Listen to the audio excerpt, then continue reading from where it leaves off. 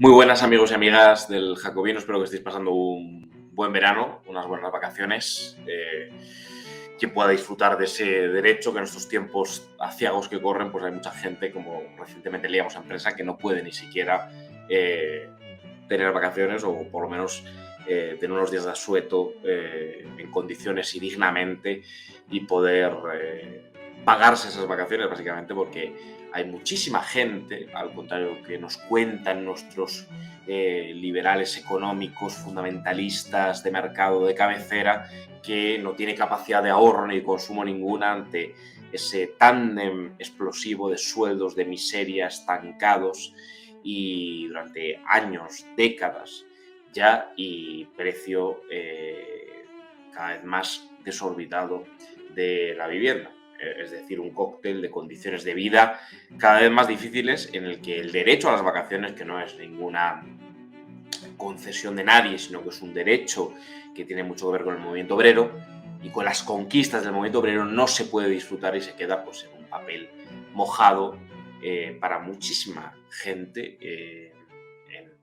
aquí mismo, en España. En todo caso, sí que nos gustaría en este editorial compartir con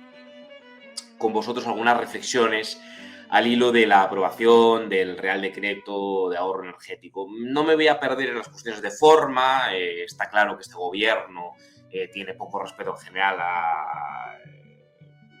la excepcionalidad del Real Decreto Ley, la excepcional y urgente necesidad. Todos los gobiernos la critican y luego utilizan el decreto ley de forma abusiva, pasándose por el arco del triunfo la excepcional y urgente necesidad y socavando una potestad legislativa que a priori no corresponde al Poder Ejecutivo, no corresponde al Gobierno. Pero bueno, más allá de esto, porque aquí sí que podríamos estar hablando de una excepcionalidad y de una urgente necesidad, vamos a ver un poco el contenido de las medidas. Hay una serie de intentos de disociar las recomendaciones de Europa con la implementación de estas medidas en España. Se nos dice por parte de la oposición, por ejemplo, el gobierno adopta estas medidas, pero Europa simplemente está dando recomendaciones. Bueno, yo no creo que esa disociación sea correcta. Yo creo que esto tiene mucho que ver con una corriente ortodoxa hegemónica en Europa, que es la que va a plantear paradójicamente la redistribución de algo, en un tiempo en el que la riqueza no se redistribuye, en el que la redistribución está impugnada. En cambio, aquí sí que vamos a redistribuir las responsabilidades ante los cambios climáticos que ponen en cuestión la sostenibilidad del medio ambiente. Según una determinada visión, tendríamos que combinar, por un lado, unos actos reflejos, unos elementos más o menos decrecentistas, dejar de consumir o optar por esa vía, por una vía curiosamente de austeridad, y digo curiosamente porque no deja de ser paradójico que sea característico de un programa de las presuntas izquierdas la austeridad, cuando en otro tiempo tanto se había reclamado a las derechas haberse empeñado en la austeridad en otros ámbitos, como de la política económica, eso por un lado, y por otro un reparto de responsabilidades. Obviamente el ecologismo no político, sino el ecologismo más bien identitario, plantea que como el sistema económico y el modelo productivo son intocables, las cuestiones estructurales son intocables, hay que plantear una serie de soluciones que repartan las responsabilidades y que hagan que sea el ciudadano, no el que asuma una serie de deberes cívicos, sino que se le responsabilice con una parte alícuota, con una cuota igual de responsabilidad en la destrucción del planeta. Aunque las medidas que se pongan encima de la mesa pasen por la destrucción de las personas que habitan ese planeta. Y aquí está la trampa principal, y es que negarse a aceptar que determinadas medidas del liberalismo hegemónico, del liberalismo económico hegemónico, no significa ser negacionista, como nos dice el presidente del gobierno, con que efectivamente haya que hacer algo frente a la contaminación del medio físico, frente a la destrucción del medio ambiente. Por supuesto que eso es un tema importante y que algunos frikis lo nieguen, no implica que una posición política racionalista tenga que aceptar que efectivamente el medio ambiente y que hay evidencia científica de que se puede ir al garete. Pero habrá que estratificar bien las responsabilidades y sobre todo habrá que aparejar las soluciones a la soberanía, a los estados, o si hay otra cosa que los estados, se tendrá que explicar cuál es, por ejemplo, esa unión supranacional que va a adoptar una serie de medidas y sobre quién van a recaer. Lo que no es muy creíble es decir que la multinacional que contamina, ante la inexistencia de un poder político democrático que tenga la mínima capacidad de imponer sanciones, controles o regulación alguna,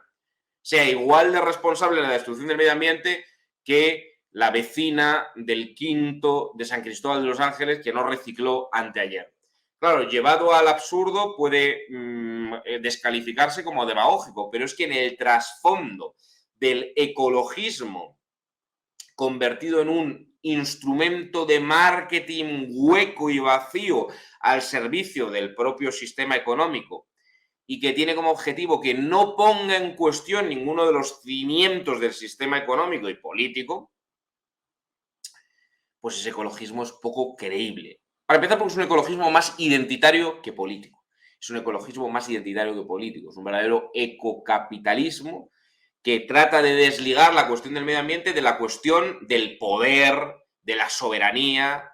de las fuerzas económicas, de las fuerzas del mercado y de quién tiene la capacidad para someterlas, domesticarlas o imponer medidas, controlar, evaluar la efectividad o no de esas medidas y, en su caso, sancionar. En última instancia, estamos hablando de los debates políticos y estamos hablando del capitalismo y estamos hablando de la globalización. Si cuando estamos hablando de medio ambiente estamos hablando de esto. Estamos hablando de la gran contradicción en la globalización económica y financiera, que es unos mercados multinacionales, unos mercados transnacionales, un capital que tiene todos y cada uno de los mecanismos para la elusión del control político y un poder político fragmentario que en el mejor de los casos se sigue circunscribiendo a los viejos moldes del Estado-Nación. En el mejor de los casos, porque en el peor de los casos incluso los moldes del Estado-Nación se cuestionan y se rompen y se fracturan en pequeñas islas soberanamente irrelevantes o soberanamente elípticas, porque no tienen ningún poder en el concierto internacional frente a esas concentraciones de capital o frente a esas multinacionales que estamos viendo como tributan donde les da la gana en paraísos fiscales que existen en todo el mundo, aunque los que hacen la ley hacen la trampa, ya se haya reformado el catálogo de paraísos fiscales y se diga que paraísos fiscales prácticamente ya no hay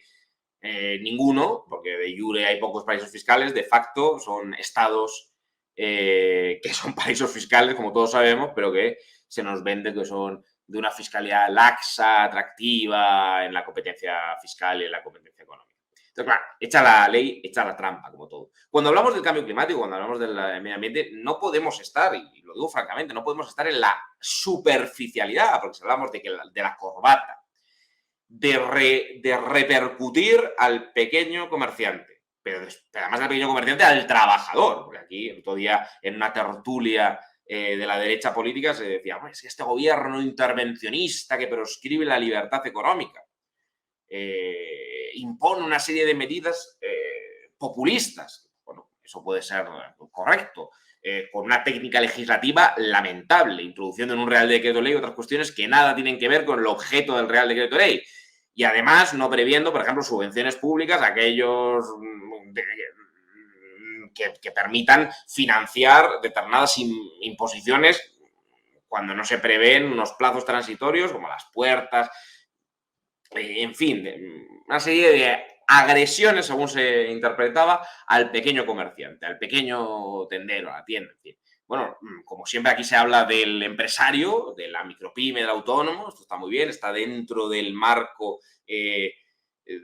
propagandístico aceptable, pero del trabajador no se habla. Algunos ya hemos recordado que la ley de prevención de riesgos laborales y en realidad toda la normativa laboral no debería ser, como sueñan los liberales, un derecho de la autonomía y la voluntad de las partes, susceptible de ser pactado contra los derechos de los trabajadores, sino un marco normativo imperativo por cuanto regula las relaciones entre desiguales. Eso es el derecho laboral. El derecho laboral no es derecho mercantil. Démonos cuenta que detrás de la pretensión de convertir el derecho laboral en derecho privado está la pretensión del neoliberalismo, obviamente, de disolver los derechos sociales, los derechos laborales, los derechos económicos conseguidos por el movimiento obrero y por el socialismo, y ahormar unas sociedades de la supuesta libertad de pactos entre las partes, que significa, en ámbitos de desigualdad de origen, la imposición del fuerte sobre el débil, lógicamente. Es decir, la eliminación de la ley y la libertad de la imposición, la libertad de la arbitrariedad, que es con lo que sueñan estos fundamentalistas de mercado. Obviamente, cuando se habla de los 27 grados, o cuando se habla de que va a salvar el planeta, que no usemos corbata, o que el trabajador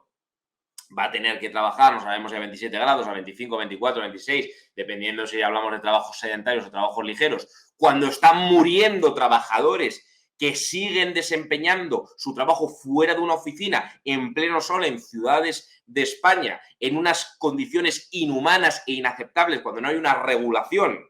seria que proscriba directamente esa actividad laboral si no se realiza con las condiciones adecuadas de vestimenta, de temperatura, de imposibilidad de desempeñar ninguna actividad física en un contexto de riesgo para la salud del trabajador, es verdaderamente un cuento decir que el medio ambiente lo va a salvar el reparto en cuotas alícuotas. Todos tenemos un 0 y 20 y pico % de responsabilidades en la salvación del clima, del planeta, del medio ambiente. Esto no nos convierte en negacionistas, simplemente denunciarlo es una obviedad basada en la evidencia de que se trata de una tomadura de pelo, tratar de repercutir al más débil del eslabón de la cadena productiva, al que no tiene otro patrimonio que su fuerza de trabajo, y no hablar de los capitales, de los poderosos, de los poderes económicos que eluden cualquier control democrático, cualquier control político, cualquier control estatal o soberano a esos capitales. O incluso los propios estados, obviamente, que desempeñan una posición hegemónica, hoy cuestionada, como Estados Unidos, o aquellos que plantean una hegemonía ascendente en una recomposición geopolítica de dialéctica de estados, que se saltan a la torera las propias normativas presuntamente internacionales, que ya sabemos que son papel mojado, excepto que se tenga la fuerza del hegemón detrás para imponer su cumplimiento. Entonces, ni la corbata, ni el ahorro, ni la pulsión decrecentista, ni el cuento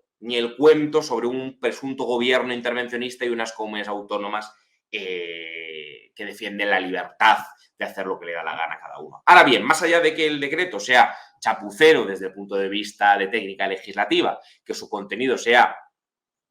un cuento y que realmente sí que entronque con esa política liberal de la Unión Europea de nosotros no construimos un espacio de soberanía, construimos una unión monetaria disfuncional al servicio del centro y contra la periferia para que unos estados tengan superávit, otros tengan déficit y a través de esos desequilibrios podamos seguir perpetuando la posición de privilegio de unos determinados estados en detrimento de otros. Bien, la Unión Europea se está encontrando con la horma de su zapato. Ni produce los microchips de la tecnología punta, ni vamos a ver lo que pasa ahora con las tensiones en Taiwán, ni produce, obviamente, una dependencia energética, los famosos frugales, frente al manirroto sur, pues curiosamente, una dependencia energética brutal de Rusia y esa Unión Europea más o menos liberal, que no tenía soberanía ni energética ni tecnológica, etcétera, bueno, y más el sur desindustrializado, pues se encuentra frente al espejo de sus contradicciones y de sus debilidades, que en España además son mucho mayores. Periferia, desindustrialización, tejido empresarial formado por autónomos o por pequeñas o muy pequeñas empresas, lo cual dota de una debilidad adicional al asunto. Claro que hay que salvar el medio ambiente, pero para salvar el medio ambiente hay que ser creíbles y hay que hablar del modelo productivo, hay que hablar del sistema económico, hay que hablar de un sistema que está en la búsqueda incesante, bulímica, enfermiza, patológica del lucro, de los desequilibrios económicos y del no entender que la generación de riqueza, que es importante, por supuesto, hay que conectarla, porque se puede conectar perfectamente con la redistribución de la misma. La producción subordinada a la utilidad social, no al interés privado, sobre todo en escenarios estratégicos fundamentales, como estamos viendo, como son la energía, como son las telecomunicaciones, como debería ser el sistema bancario y financiero, que no pueden estar en manos privadas, como alarmantemente la evidencia fáctica nos lleva mostrando mucho tiempo, tras las privatizaciones de Repsol, de Endesa, de Telefónica, que han sido un verdadero desastre. Poner sectores estratégicos en manos privadas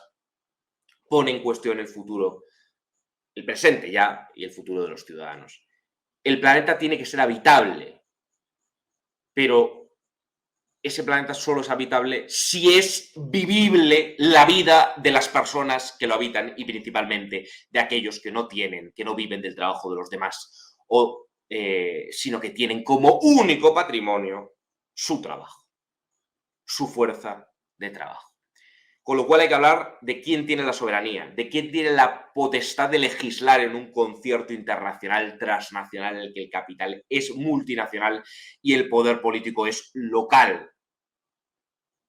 ¿Quién tiene capacidad de legislar, no de mandar directivas o directrices que luego transponen los estados de aquella manera, pero que son decisiones que se toman fuera del marco democrático de los parlamentos de esos estados? ¿Quién tiene capacidad de fiscalizar, de controlar, de sancionar? Dicho lo cual,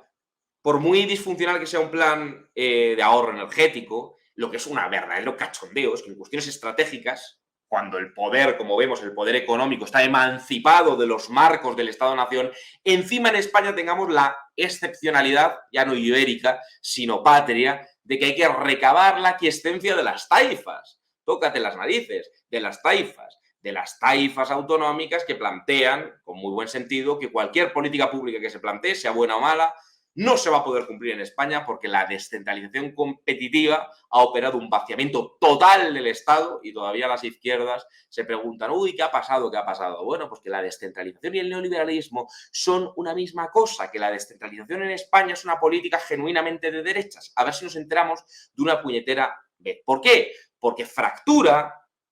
el poder político de los estados, ya socavado en un contexto postfordista de acumulaciones de capital en el que el Estado-nación muchas veces pinta poco. Pero romperlo o dar una vuelta de tuerca a su debilitamiento, transfiriendo la potestad normativa a unidades subestatales con una lealtad inexistente que tienen en su razón de ser la competencia, la deslealtad y la insolidaridad, es simplemente certificar la inviabilidad del Estado, la quiebra del Estado, la inoperatividad, la incapacidad del Estado a ganar. Es decir, si ya es un marco legislativo, un marco de acción política que se queda totalmente inerme que es disfuncional frente a Facebook, frente a Amazon, frente a las multinacionales, frente a las grandes empresas, frente a los grandes poderes económicos, frente a otros estados hegemónicos, desde luego que en España haya que recabar la aquiescencia, que en Madrid te diga yo recurro porque invades mis competencias, igual incluso les dan la razón porque pueden invadir sus competencias, pero ¿por qué invaden sus competencias? Porque esas competencias se han transferido. Como en cuestiones estratégicas hemos asistido a un doble proceso de privatización. Socavar el poder público hacia el mercado, es decir, privatizar y poner en manos privadas lo que afecta a todos porque forma parte de los sectores estratégicos y, por otro lado, disgregar la capacidad normativa del Estado central poniendo en manos de las comunidades autónomas. Y todavía alguno dice, no, la descentralización no es el problema es las políticas que se hacen con esa descentralización. Ya, pero si usted disgrega el poder político cuando tenemos unas fuerzas económicas totalmente globalizadas, ese poder político es, por definición, totalmente disfuncional e incapaz de realizar ninguna acción política o legislativa o normativa que ponga ningún dique de contención frente a esos poderes económicos. Entonces, claro, si vamos a combatir el cambio climático o vamos a legislar sobre ahorro energético desde la taifa local, pues mire, está usted cumpliendo los preceptos de Rothbard, de Hoppe, de los teóricos de la escuela austriaca. Aquí usted ya ha institucionalizado que el paradigma legislativo del Estado, para que no sirva para nada, es Andorra. O, bueno, Es disgregarlo todo hasta el punto de que no hay un poder normativo que pueda decir nada al capital o al poder económico. En esos estamos, en esos estamos. En definitiva, la disgregación normativa de las estados autonomías es ya el broche de oro para terminar de destrozar una situación complicada. Si queremos salvar el planeta, hay que empezar por salvar a los trabajadores que lo habitan y hay que poner el foco en la responsabilidad. Esto no se puede solucionar con una serie de medidas regresivas como la fiscalidad verde medioambiental, con una subida de impuestos indirectos, proporcionales. No, lo que hay que hacer es tocar el poder, hablar de quién tiene capacidad legislativa, quién tiene capacidad sancionadora, quién tiene capacidad de supervisión, de control. Y, por supuesto, poner el foco en la distribución del poder económico, que, por cierto, también es poder político. Y para eso necesariamente hablamos de quién produce, de quién reparte, de cómo se produce, de cómo se reparte, de al servicio de quién se produce y al servicio de quién se hace esa redistribución. Porque si no, no estamos hablando de nada efectivo, sino de políticas de cara a la galería para seguir con el marco liberal de enriquecimiento brutal de unos pocos en detrimento de la depauperación de la mayoría en un sistema económico cada vez más injusto, que destroza el medio ambiente, que destroza el planeta y que destroza también y principalmente a las personas que lo habitan. Por tanto, haciendo casi secundario el destrozo de todo lo demás, porque directamente hace que las vidas de las personas que habitan ese medio sean vidas invivibles. Y esa es la clave. Y eso no se va a solucionar con un barniz demagógico de corte marketingiano. Porque simplemente eso es inútil. Es de cara a la galería. Es pura propaganda de cara a la galería.